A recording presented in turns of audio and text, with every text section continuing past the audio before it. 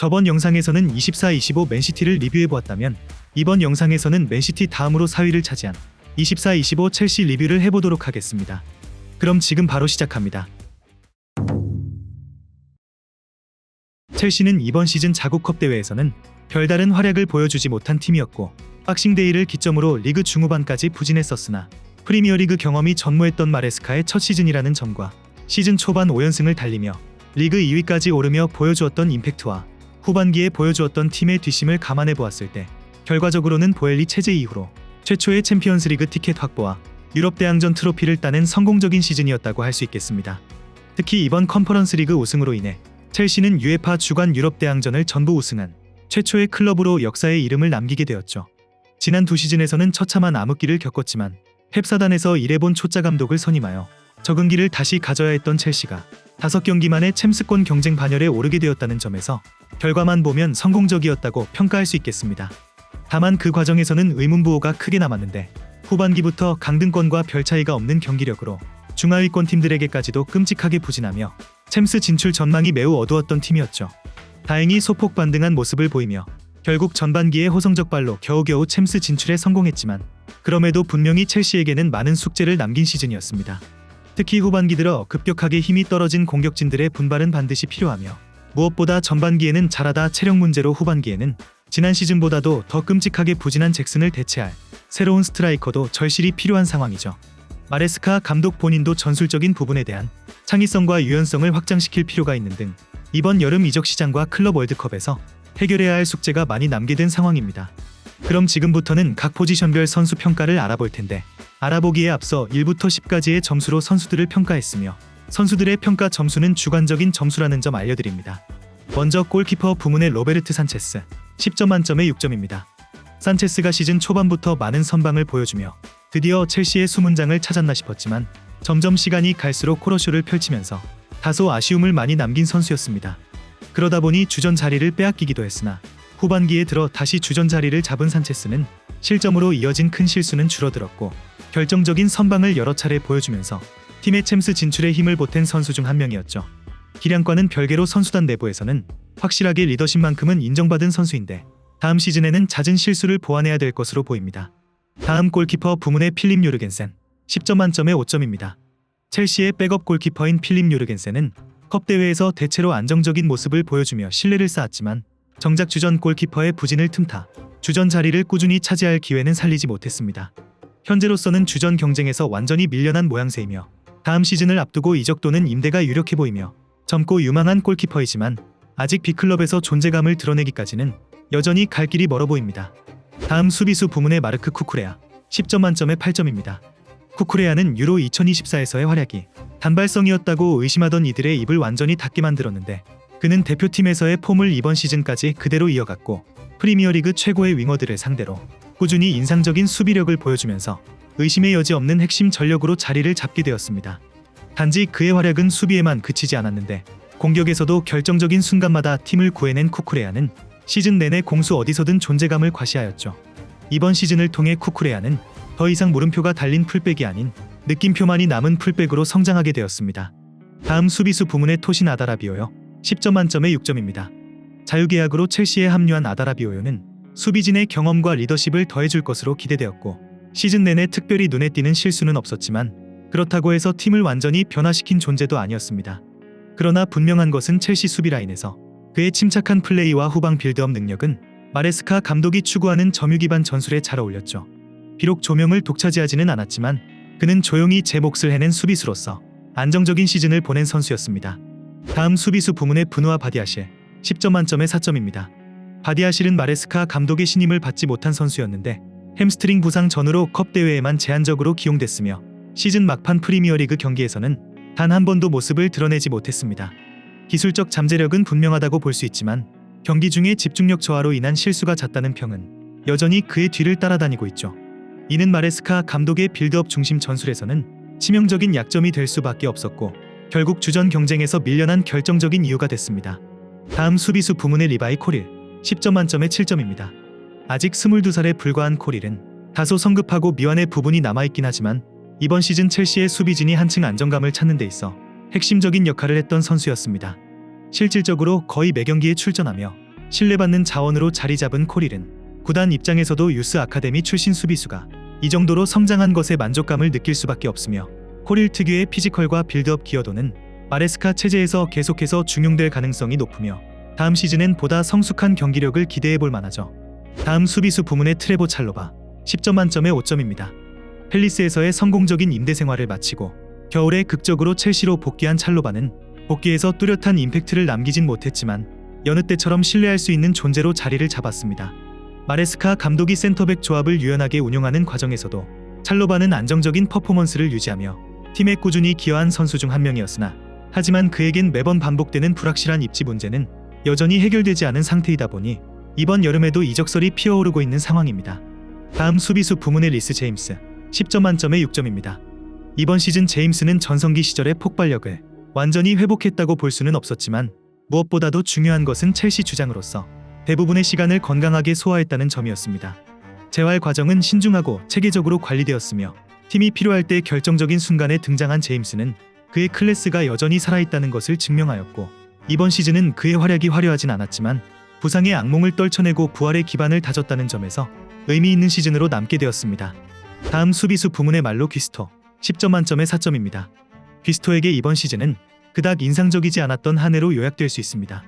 어린 나이에도 불구하고 프리미어리그에서 꾸준히 출전하며 수비적으로는 안정감을 보여주었고, 특히 1대1 상황에서의 방어 능력은 인상적이었습니다. 다만 공격적인 기여도는 아직 갈 길이 먼데, 측면에서 오버래핑을 자주 시도하지만 시즌 전체를 통틀어 도움은 거의 기록하지 못하면서 그의 잠재력은 분명해 보이지만 첼시가 더 높은 곳까지 바라보기 위해서는 공격 기여도를 끌어올려야 될 것으로 보입니다. 다음 수비수 부문의 웨슬리 포파나, 10점 만점에 2점입니다. 첼시에 합류한 지 2년이 지났지만 아직도 뛴 경기 수가 40경기도 안 되는 포파나는 이번 시즌도 절반을 채 넘기지 못하고 또 한 번의 부상 악몽이 덮치면서 결국 남은 시즌을 모두 날려버리게 되었습니다. 포파나의 반복되는 부상은 그의 성장을 가로막는 최대 걸림돌로 작용하고 있으며 그의 재능에는 의심의 여지가 없으나 이제 그가 극복해야 할 최우선 과제는 건강인 것 같습니다. 다음 수비수 부문의 조시 아체안퐁, 10점 만점에 5점입니다. 프리미어리그에서는 많은 출전 시간을 얻지 못했지만 이번 시즌은 아체안퐁에게 있어 뜻깊은 시즌이었습니다. 마레스카 감독은 아체안퐁을 컨퍼런스 리그에서 기용하며 실전 감각을 어느 정도 쌓게 했으며 계약 연장 문제를 해결하면서 정식 1군 자원으로 편입되는 성과까지 이뤄내었죠. 물론 아직 경험이 필요한 단계이지만 큰 무대에서 침착함과 잠재력은 앞으로의 성장을 기대하게 만들었는데, 다음 시즌엔 그에게 더 많은 기회가 찾아올지 지켜봐야겠습니다. 다음 미드필더 부문의 엔소 페르난데스, 10점 만점에 8점입니다. 엔소는 이번 시즌이 첼시 이적 이후 최고의 모습을 보여주기 시작한 시즌이었습니다. 첼시에서 다소 평범했던 1년 반을 지나고 이번 시즌 중원에서 거의 매경기 모습을 드러내며 팀을 위해 헌신한 선수 중 한 명이었습니다. 엔소가 빠진 경기에서는 중원에서 풀어나가는 것 자체가 답답해질 정도로 이제는 첼시에서 없어서는 안 될 선수가 되었으며 팀 내 최다 도움을 기록했을 뿐만 아니라 중요할 때마다 득점도 터뜨렸다 보니 첼시의 챔스 무대 복귀에 있어서 큰 공헌을 하였죠. 다음 미드필더 부문의 키어넌 듀스버리올, 10점 만점에 4점입니다. 듀스버리올은 아마도 마레스카 감독을 따라 첼시로 이적한 결정을 후회하고 있을지도 모릅니다. 그는 과거 레스터 시절부터 마레스카의 신뢰를 받았던 선수였고 마레스카의 전술 시스템에 딱 맞는 선수로 알려졌으나 하지만 현실은 냉정했습니다. 첼시에선 좀처럼 출전 기회를 얻지 못했고 벤치에만 머물러야 했던 듀스버리올은 유럽 대항전에서는 나름의 의미 있는 성과를 남겼지만 실제로 경기력은 다소 아쉬웠던 선수였습니다.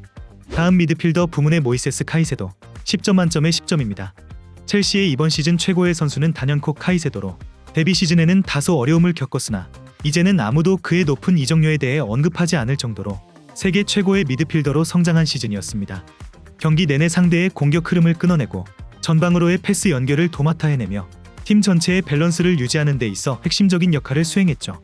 카이세도의 헌신적인 플레이와 끊임없는 활동량은 첼시가 다시금 상위권을 노릴 수 있는 토대를 마련해 주었는데 다음 시즌에도 최고의 활약을 보여줄지 기대가 됩니다. 다음 미드필더 부문의 로메로 라비아, 10점 만점에 4점입니다. 지난 시즌은 라비아에게 있어 그야말로 최악이었는데 부상으로 단 한 경기에만 출전했던 암울한 시즌이었기에 이번 시즌에는 출전 시간을 어느 정도 확보했다는 사실만으로도 라비아에게는 분명히 고무적인 시즌이었을 것입니다. 물론 이번 시즌에도 잦은 부상 문제가 발목을 잡았지만 출전할 때마다 공수양면에서 날카로운 순간들을 만들어냈고 이는 그가 왜 큰 기대를 받고 있는 선수인지 다시금 입증하는 모습을 보여주곤 했죠. 다음 미드필더 부문의 타이리크 조지 10점 만점에 5점입니다. 아체안폰과 같이 첼시 아카데미 출신인 조지는 이번 시즌 무드릭이 징계로 이탈한 이후 기회를 잡으며 본격적으로 주목받기 시작한 선수였습니다. 대부분 컨퍼런스 리그에서 인상적인 활약을 펼쳤고 리그 막판 레이스에서도 중요한 골을 터뜨리며 존재감을 확실히 각인시킨 조지는 다음 시즌 더욱 주목받는 선수가 될 것으로 보입니다. 다음 미드필더 부문의 크리스토퍼 은쿤쿠 10점 만점에 4점입니다. 첼시 팬들에게는 은쿤쿠에게 대체 무슨 일이 있었던 것인지 의문이 들 정도로 그는 컵 대회에서는 두 자릿수 득점을 기록하며 나름의 존재감을 보여주긴 했으나 정작 리그 무대에서는 그 모습을 찾아볼 수 없었습니다. 부상으로 데뷔 시즌을 사실상 날려버린 상황에서 이번 시즌은 반등의 기회로 여겨졌지만 은쿤쿠는 이번 시즌에도 기대에 미치지 못한 활약을 펼치면서 결국 첼시에서의 미래는 불투명해졌고 그의 다음 행선지는 첼시가 아닌 다른 곳이 될 가능성이 높아 보입니다. 다음 미드필더 부문의 콜 파머 10점 만점에 7점입니다. 통계적으로만 본다면 팔머의 이번 시즌은 명확히 전반기와 후반기로 나뉘었으나 첼시 경기를 꾸준히 지켜본 팬이라면 그는 여전히 팀에서 가장 영향력 있는 선수였다는 사실을 부인할 수 없는 시즌이었습니다. 컨퍼런스 리그 결승전에서 맹활약한 파머는 물론 지난 시즌만큼 리그를 지배하는 수준까지는 아니었지만 여전히 첼시의 공격에서 가장 재능 있는 핵심 자원이었으며 리그에서 기록한 24개의 공격 포인트는 결코 과소평가할 수 없는 성적이라고 볼 수 있겠습니다. 다음 공격수 부문의 페드로 네투 10점 만점에 5점입니다. 네투는 이번 시즌 내내 기복 있는 모습을 보였지만 많은 경기에서 위협적인 공격 자원으로 활약한 선수였습니다. 빠른 발과 날카로운 돌파 능력으로 상대 수비진을 흔들며 존재감을 드러냈고 특히 리그에서 본인의 커리어 최고 득점 시즌을 기록하며 확실한 성장세를 보여준 시즌이었습니다. 하지만 울브스에서 보여주었던 파괴력은 안 보이고 기복 있는 모습이 더욱 많이 보였기에 다음 시즌엔 기복을 줄일 필요가 있어 보입니다. 다음 공격수 부문의 미하일로 무드릭 10점 만점에 2점입니다. 이번 시즌이 되면 무드릭이 부진을 털고 반등할 수 있을 것이라는 기대가 있었지만 그 희망은 12월 도핑 검사에서 잠정 정지 처분을 받으면서 무참히 꺾이고 말았습니다. 이로 인해 시즌 중반에 경기에 나설 수 없게 되었고 아직까지도 공식적인 판결이 내려지지 않은 상황이라 그의 입지는 여전히 불투명한 상황입니다. 다음 공격수 부문의 주앙 펠릭스 10점 만점에 2점입니다. 펠릭스는 비싼 이적료와 함께 첼시에 합류하면서 과거 임대 시절 활약했던 클럽이었기에 많은 기대를 받았던 선수 중 한 명이었습니다. 하지만 냉정하게 그는 마레스카의 신임을 받지 못했고 출전할 때마다 아쉬운 모습만을 보여주면서 결국 그는 눈에 띄는 영향력을 보여주지 못하고 AC 밀란으로 임대되는 신세가 되고 말았죠. 그의 재능을 분명하지만 그 재능을 꾸준한 퍼포먼스로 연결시키는 데 실패하며 또 한 번 안타까운 시즌을 보내고 말았습니다. 다음 공격수 부문의 제이든 산초 10점 만점에 5점입니다. 산초는 임대 초반만 하더라도 매우 인상적인 출발을 보이며 팬들의 기대를 받았습니다. 하지만 그 기대는 오래가지 못했고 시간이 지날수록 맨유가 등을 돌렸던 경기력으로 돌아갔으며 혼자 무언가 생산해낼 수 있는 능력에 대한 의문이 들기 시작했는데 물론 15개라는 공격 포인트는 분명 기대에 부합하고 준수한 성적이지만 눈에 띄게 뛰어난 성과라고 보기도 어려웠죠. 결국 첼시는 완전 영입을 하지 않기로 결정하면서 다음 시즌 산초는 다시 맨유로 돌아가게 되었습니다. 다음 공격수 부문의 노니 마두에케 10점 만점에 7점입니다. 이번 시즌 첼시의 윙어들에게는 꾸준함이라는 단어가 어울리지 않았지만 마두에케는 그 중에서도 꾸준함을 보였던 선수였습니다. 오른쪽 측면에서 주로 활약하며 경기 내내 수비수들을 위협하는 존재였지만 결정적인 장면에서의 마무리 능력은 여전히 아쉬움을 남겼죠. 그럼에도 울버햄튼전에서 기록한 해트트릭은 마두에케의 잠재력을 증명하는 상징적인 장면이 되었고 그가 여전히 성장 중인 윙어임을 보여준 시즌이었습니다. 마지막 공격수 부문의 니콜라 잭슨 10점 만점에 5점입니다. 매번 논란이 많은 선수 중 한 명인 잭슨에게 이번 시즌은 전반기와 후반기의 폼이 완전히 달랐던 시즌이었는데 시즌 초반 리그 16경기에서 무려 9골을 터뜨리며 강렬한 인상을 남기기도 했으나 이후 찾아온 극심한 부진은 팬들에게 실망감을 안겼습니다. 무득점 침묵은 무려 4개월 이상 이어졌고 좀처럼 회복의 기미가 보이지 않았는데 잭슨은 지난 시즌보다 5골이나 적은 수치로 시즌을 마무리했고 시즌 막판엔 징계로 인한 출장 정지까지 겹치면서 아쉬움을 더했죠. 사람마다 평가가 갈릴 수는 있겠으나 무득점 행진이 길었던 만큼 첼시는 새로운 스트라이커를 찾아야 될지도 모릅니다.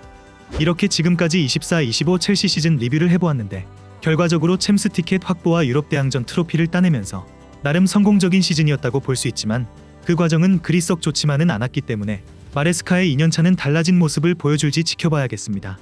여러분들은 24-25 시즌 첼시에 대해 어떻게 평가하시나요? 댓글로 많은 의견 남겨주시면 감사하겠습니다. 그럼 이번 영상은 여기서 마치며 지금까지 에띵이었습니다.